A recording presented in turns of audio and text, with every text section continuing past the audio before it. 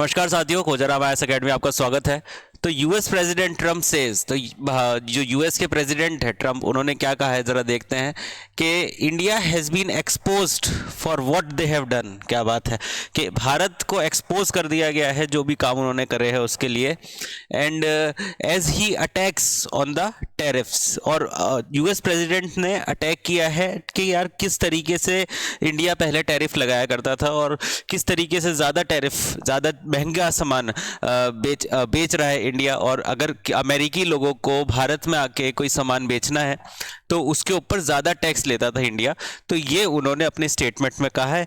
तो बहुत ही ज़बरदस्त अटैक किया है उन्होंने एक तरीके से भारत के ऊपर इसमें कह के। और सीधी सीधी सारी बातें देखेंगे क्या पूरा मुद्दा है और क्या पूरा का पूरा विश्लेषण है इस पूरे के पूरे टॉपिक का।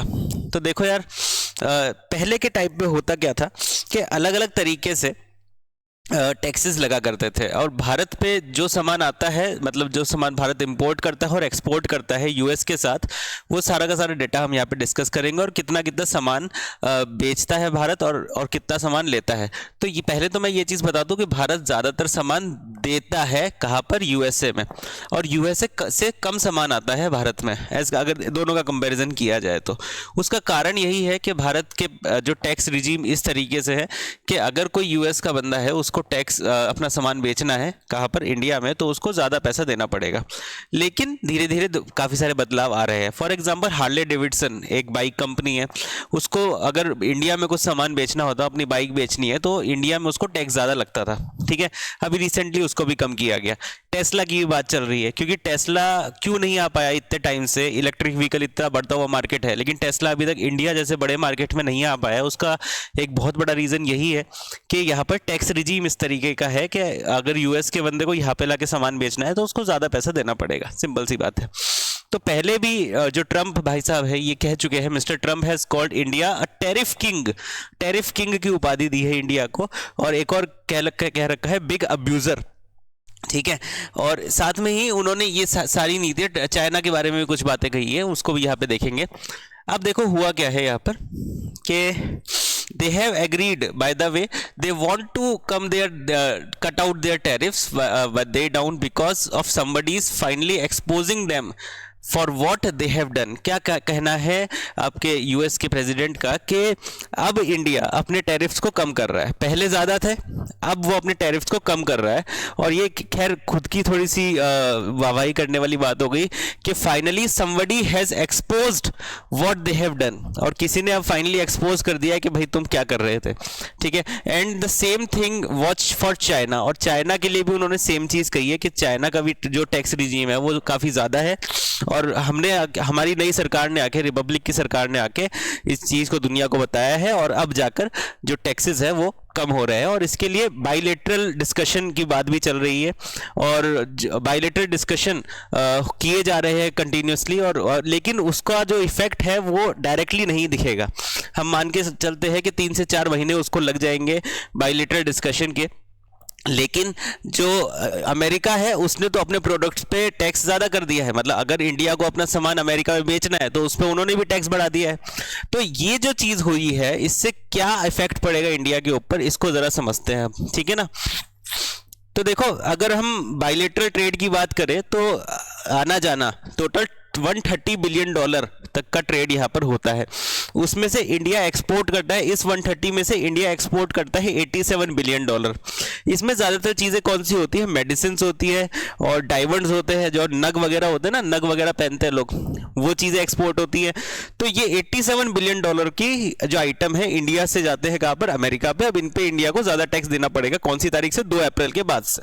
ठीक है, ऑब्वियस सी बात है कि अब जो इतना एक्सपोर्ट होता था इंडिया से बाहर, तो अब वो कम होगा क्योंकि उस पर टैक्स ज़्यादा देना है। ठीक है, अगर उस पर टैक्स ज़्यादा देना है तो वो पैसा कम आएगा भारतीय लोगों के पास। भारतीय लोगों के पास पैसा कम आएगा तो भारतीय लोग कम खर्चा करेंगे, कम खर्चा करेंगे तो इकोनॉमी कम होगी। ठीक है, तो ये इकोनॉमिक इम्पैक्ट पड़ सकता है इंडिया के ऊपर 2 अप्रैल के बाद से। लेकिन जैसा कि मैंने भी बोला कि बाइलेटरल डिस्कशन चल रहा है, तो बाइलेटरल डिस्कशन का रिजल्ट कब तक आएगा और क्या उसमें रिजल्ट निकलेगा, इसके बारे में कुछ पता पता नहीं है।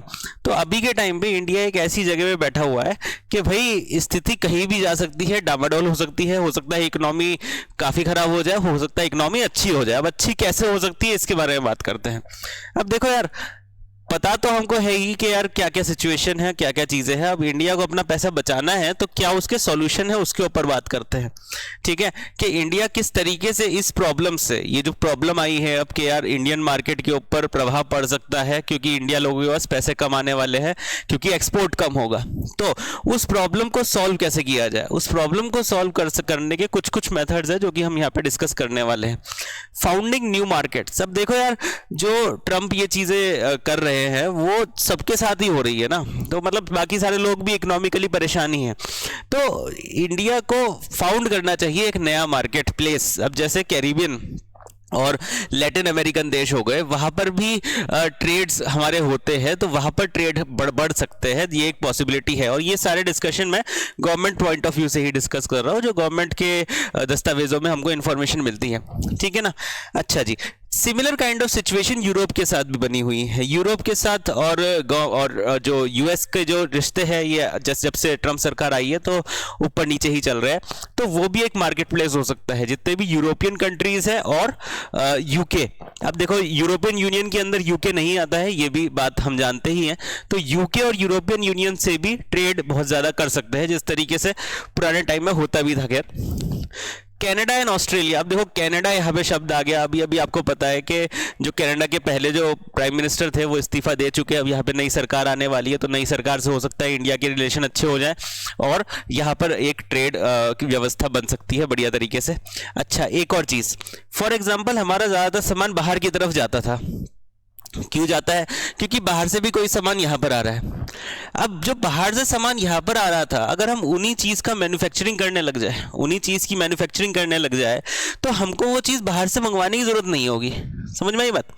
बाहर से जो सामान आ रहा था, अगर हम उन्हीं चीज़ के मैन्युफैक्चरिंग यूनिट पे काम करने लग जाए, तो हम लोगों को वो जो चीज़ बाहर से मंगा रहे हैं उसकी ज़रूरत नहीं होगी और हमारा ही पैसा बचेगा एक तरीके से। तो डोमेस्टिक मैन्युफैक्चरिंग हम लोग बढ़ा सकते हैं और उस क्षेत्र में काम कर सकते हैं। ये एक सुझाव दिया गया था वन ऑफ द डॉक्यूमेंट्स में। अब जैसे बाहर से हम क्या मंगाते हैं, इलेक्ट्रॉनिक आइटम, सेमीकंडक्टर्स, ये सारी चीज़ें हम लोग बाहर से मंगाते हैं। इसका कंस्ट्रक्शन इंडिया में मैन्युफैक्चरिंग यूनिट्स अगर खुल जाए तो उससे बहुत ज़्यादा फायदा होगा इंडिया की पूरी इकोनॉमी को, ठीक है ना। और ग्लोबल चेंजेस, देखो ग्लोबल चेंजेस तो है ही। और Bharat trade net is a place where आप कहीं भी बाहर अपना सामान, यहाँ पे कोई भी सामान इंडिया से बाहर बेच सकते हैं, तो उसके चार्जेस अलग अलग होते हैं। तो इन सब चीज़ों के ऊपर काम करके एक तरीके से जो इकोनॉमिक क्राइसिस आ सकता है उसको टाला जा सकता है, हमारी ये बात कहने की है। तो इसी तरीके के वीडियोज़ के लिए जुड़े रहिए हमारे यूट्यूब चैनल के साथ। मैं मिलता हूँ आपसे अगले वीडियो में, तब तक के लिए अपना ध्यान रखिए। धन्यवाद।